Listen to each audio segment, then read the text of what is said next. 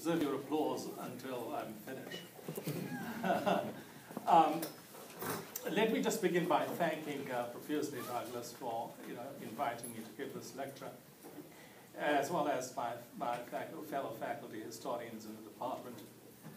I also want to thank a few people without whom I shall be exceedingly remiss and fundamentally lacking in both courtesy and gratitude. And they are, if they are in the audience, please nod. And they are Matt Woodman, Brett Schmall, and Mary Belowski, who have gone through this text with a fine-tooth comb and asked me to excise several things which justly were undeserving of the text that I'm about to give it to you. I also want to thank at least Jeff Provence, who scanned meticulously a series of documents for the presentation that was going to accompany this particular talk, and I'm afraid you are now bereft of the visuals. For those of you who are visual leptic, you are just in for a very tough, textually driven ride.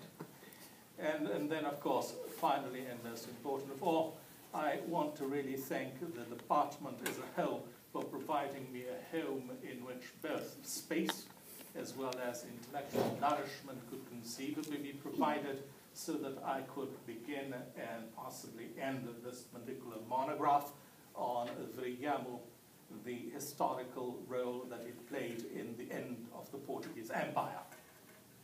I've timed this particular talk for about 55 minutes precisely, but evidently I shall be slightly elastic as a result of what we have gone through. I can't ask you to do the clicking, so there you are. As historians, we are trained to examine sources, either submerged in a well of archives or nesting as memories. When we argue with the past, we hover over texts from what we consider a virtually value-free position, and from this vantage point, we construct edifices for slivers of data we deem important.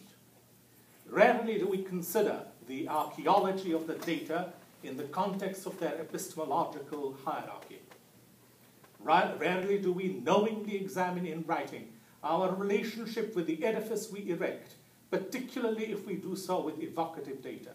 We seldom partake in what I call engaged transparency, which is to say, to preface our work with our subjective experience of the text and how the latter shaped or continues to shape us. In other words, how do historians work? Works without an engaged transparency, I maintain, are just that, texts without context. They leave readers making assumptions regarding our intellectual honesty, wondering what stirred our souls to write our texts. Readers are left to infer our rationale from the positions we have taken on significant points in our narrative. Without such an intellectually honest preface, historical works can play hide-and-go-seek with you and perpetuate in the process their intrinsic power over value. Ultimately, historical truths are context relative. Historical truths bereft of context are teleologies masquerading as knowledge-bearing truths. Such works invite the perception of their worth on either good faith or the presumed integrity of their authors. Further, it is a fallacy to believe that such historical works are ipso facto objective. They are not. They engender hierarchies in the discipline and condone power rather than passion, resulting in divisions between historians, their texts, and their readers. The relationship between historians and their text is complex, as is the impact that these have in generating discourses, and by discourses, I mean texts advancing knowledge and dialogue, both steeped in cultures of evidence. Of course, power and authorial provenance continues to govern the discipline, but so does a firmly held belief in epistemic pluralism. Ultimately, though, it is discourses that engage you in arguing with dominant views of the past that advance the frontiers of knowledge in the discipline. Engaged transparency helps to germinate such cultures. The historical is personal, in other words. Failing to recognize this perspective as important for oxygenating discourses is tantamount to killing diversity with toxins. Texts without engaged transparencies have the power of co-opting themselves into dominant positions, subsequently displacing works by their opponents as inconvenient, uncomfortable, or irrelevant to a particular view of building knowledge. Furthermore, the inclusion of the personal in history discourages opacity, as does the inclusion of history from below. Inclusion here allows competing voices to build knowledge around openly shared epistemologies, ones that remain open to dialectics, oral research, and methodological diversity. In the end, we as historians and history as a profession surely will perish should we fail to frame our historical texts with some form of engaged transparency as part of a larger effort in the discipline to challenge dominant texts, electing not to see, let alone acknowledge, data from below. Readily access to internet-based data, wikis, blogs, photos, and video-intensive weblogs and discussion boards have profoundly fragmented the discipline's unique sense of what is legitimate historiography, bringing in their wake a profusion of approaches to fuel professional history making. This profusion implies that if history is to survive as a cohesive discipline, we should seriously consider integrating this idea of transparency of the personal or engaged transparency as required norm. If centrally organized as a taxonomy of historiographies, such norms would immeasurably help the fight against historiographic arteriosis by advancing the discipline as an all-inclusive enterprise. Else, dominant narratives will continue cleaving histories from below into bits of anarchic epistemes. Initially, I tried to write this text by holding the personal at bay, to no avail. Such a detachment eviscerated its logics of history by ignoring the value of knowing fueled by hurt. That is why this text begins with the personal. My encounters with Wiriyamu in Portugal's Mozambique, the impact it had on me, and the way the story shaped both the text's epistemic probes, the search for answers, first in printed repositories and then oral sources, and the training I undertook to address said probes. Portugal discovered Mozambique quite by accident. Both its landing on and departure from Mozambique were marked by exceptional acts of self-deception. One such act occurred on Thursday, 25th of January, 1498, 6 months after a group of Portuguese sailors and translators beached near the coast of Quelimane, 56 miles north of the mouth of the mighty Zambezi. That coastline was sprinkled with Arab traders and many sultanates. Vasco da Gama led the beached travelers dressed as a Muslim from Morocco to elicit a friendly local reception. The other act of deception occurred 474 years later, 3 years before Portugal's terminal departure from Mozambique in 1975. Relying on deceptive information, Portugal's conscript army encircled Wiriyamu, located 267 miles as the crow flies from where da Gama had originally landed.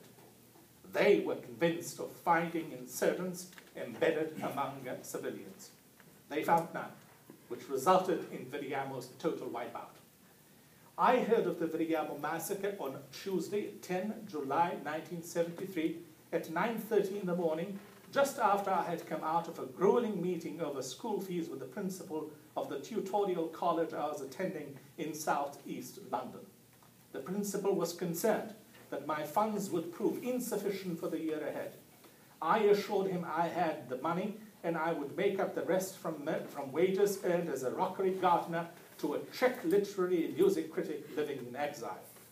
The last thing I wanted was to go back to Mozambique, where a full-blown colonial war had raged since 1964.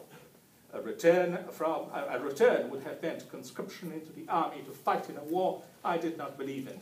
In the end, the principal agreed to reduce the fees and let me stay for an additional year. I was relieved, elated.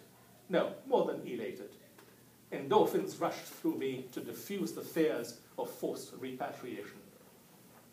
A classmate handed me that morning the London Times, just as I stepped out of the principal's office into the bright summer sunlight. The paper had Portuguese massacre reported by priests on its front page.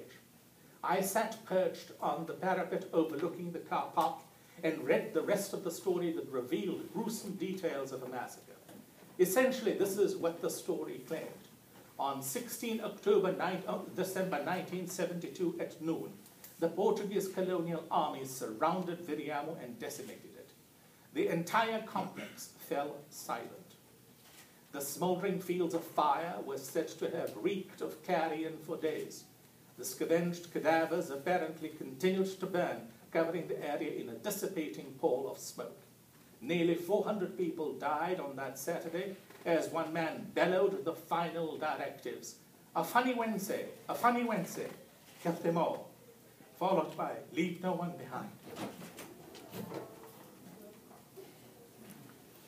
Some of the soldiers returned weeks later to burn and bury the mourning dead, wearing bandanas as masks, soaked in Old Spice aftershave to counter the stench of rotting flesh.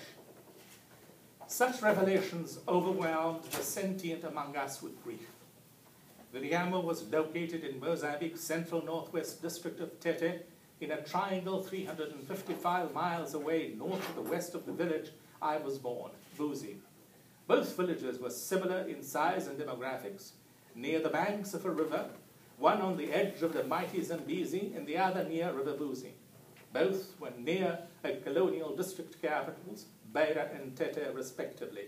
Like Wiriyamu, Buzi had no electricity, running water or sewer, and unlike Wiriyamu, Buzi had no tarred roads nearby nor public transportation buses. Like Wiriyamu, Buzi hugged a riverbank abundant in toads, crocodiles, mambas, hippopotamuses, and iguanas. I also knew from contacts in the region that the colonial army in war was heading southbound towards Mozambique's narrowest guess, diagonally across from my village. The thought of a similar tragedy striking at or near the place of my birth threatened my sense of belonging. Memories of Buzi welled up, and memories were all I had far away from home.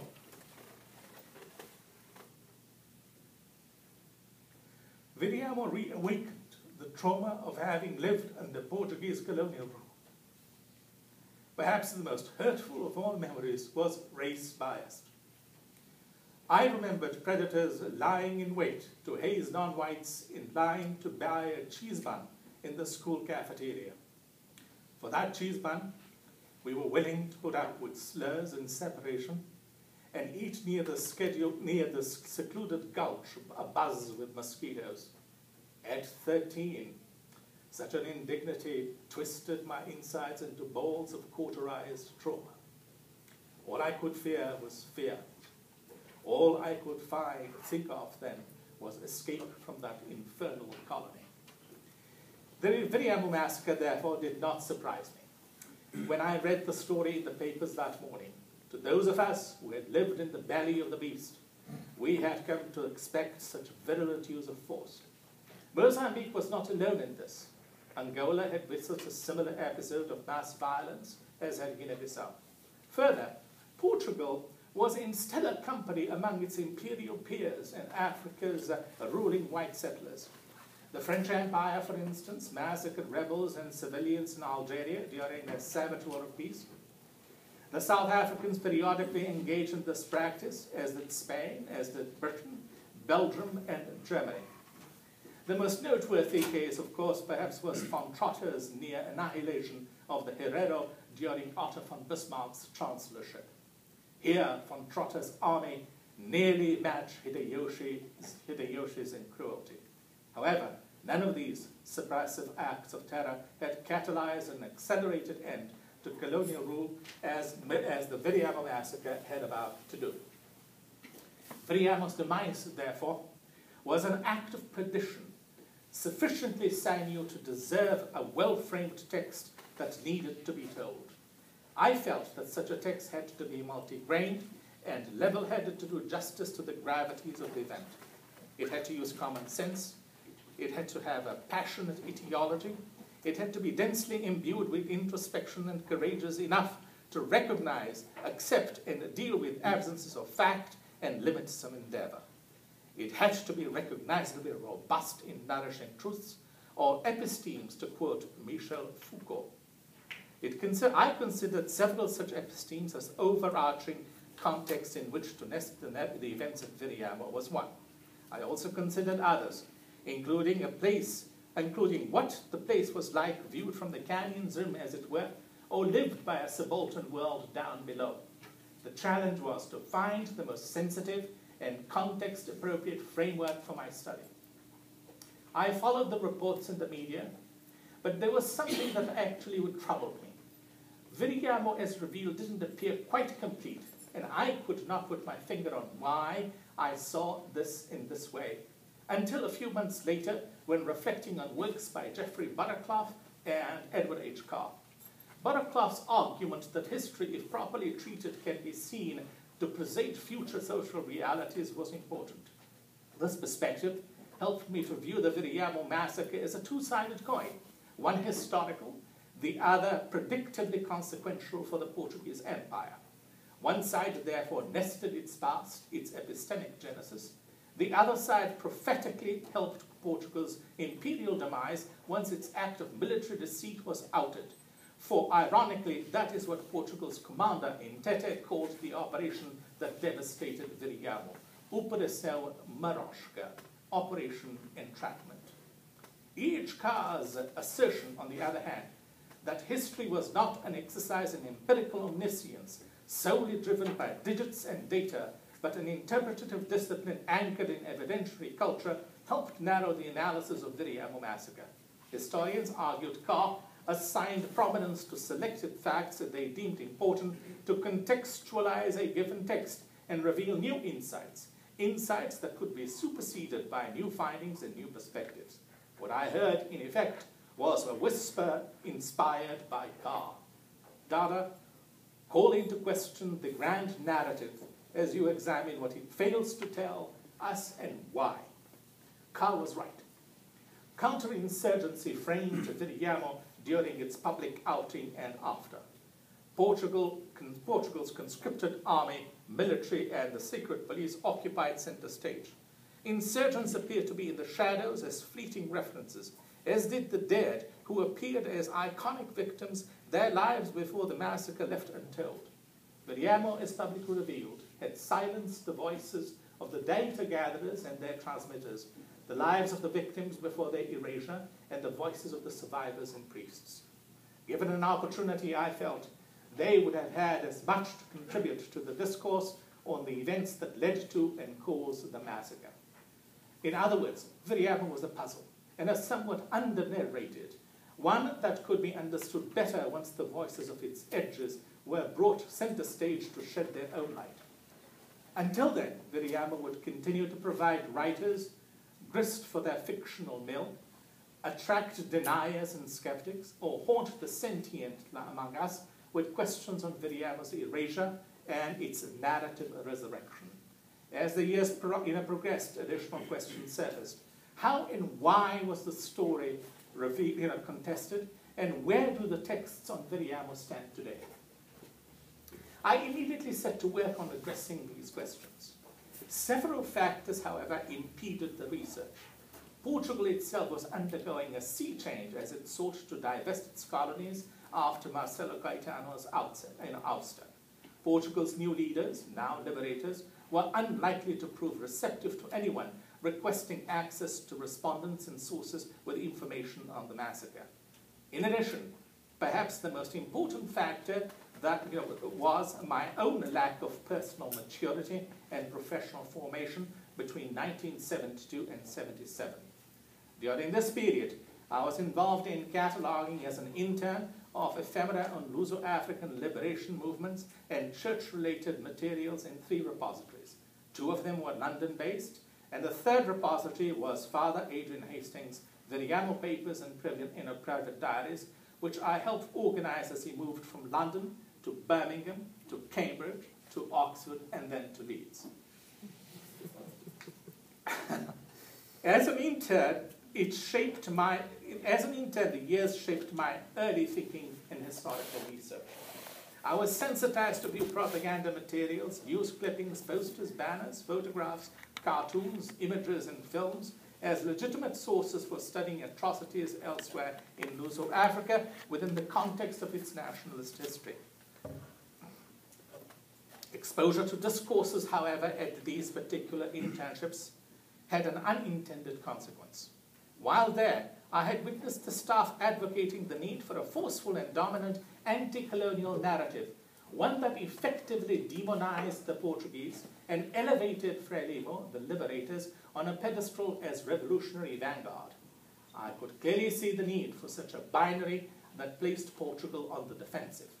As a propaganda tool, such binary texts proved morally vital to secure Portugal's colonial defeat. The problem was that this binary assumed a life of its own after colonial independence as a teleology, infecting Portugal's historical, political, and scholarly discourses. This infection, in turn, made the culture of evidence for an historian inordinately difficult to validate epistemically beyond ideology. What began as a utilitarian instrument to further liberty, transmogrified after Mozambique's liberty into a dominant force against pluralism in a society and interpretative scholarship.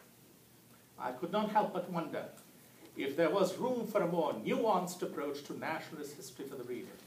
I carried with me this sense of methodological unease to Sussex, which helped me resolve it through professional training and exposure to new historical methods in a variety of settings. That university had just instituted a school exclusively for training scholars in history in African and Asian studies. In a year-long extensive tutorial, AFRAS trained me to handle images, that is to say, multimedia materials as sources for historical analysis. The tutorials had been carefully crafted by the late Bruce Graham, an Australian-born political scientist and historian, and F.G. Bailey, the well-known social anthropologist, under the rubric of ideologies and change. The AFRAS common room was a buzz with young love and with historians and area specialists discussing colonialism, uses and abuses of imperial archives and artifacts, and the role of subalterns and their place in colonial and post-colonial histories. Ranajit Guha was our resident historian in subaltern studies. As his recent book attests, he still remains, at age 91, an active practitioner and a critical thinker in the field. I followed his seminars and their spillover discussions, engaging vigorously several historians to consider the problem of ephemera, ideology, and change in framing historical texts on decolonization. One thing became clear to me.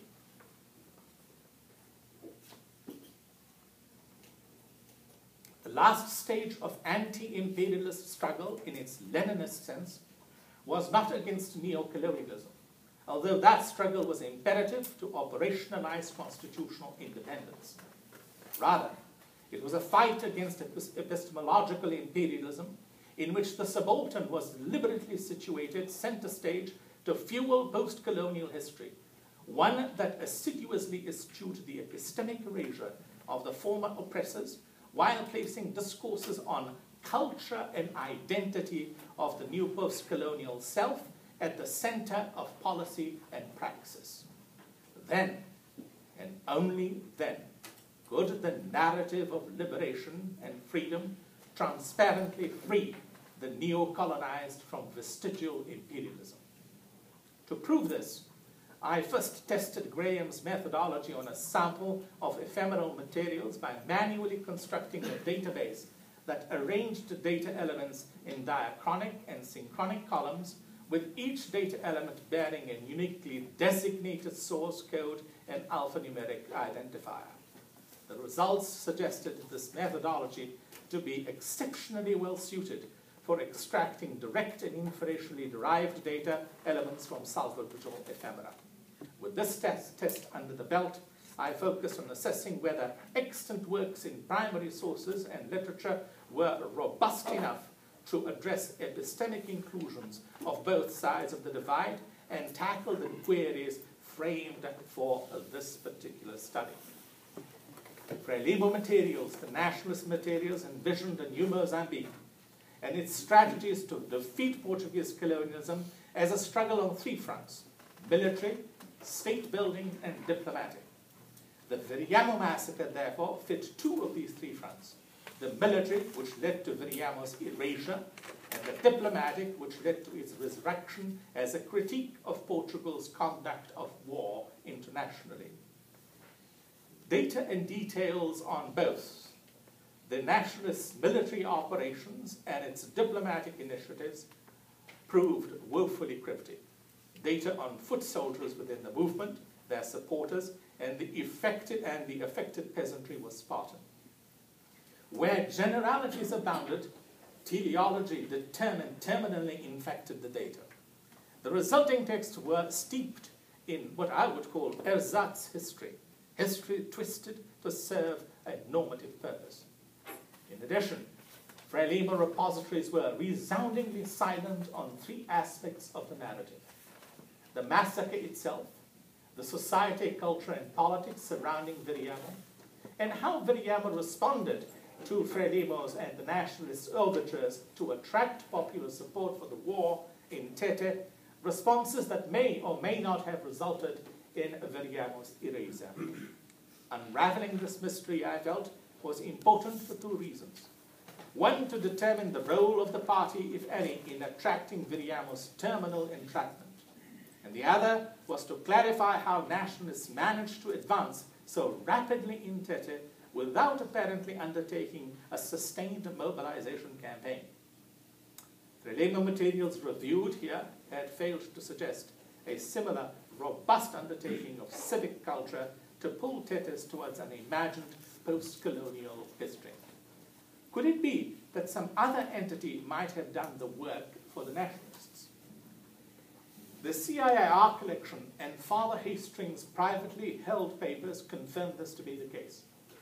The nationalists in the church appeared here to have shared the same epistemology: self-determination, with the former stressing, in theory at least, the rediscovery of a new self as a precondition for liberation, while the church engaged in cultivating a sentient Christian but post-colonial identity.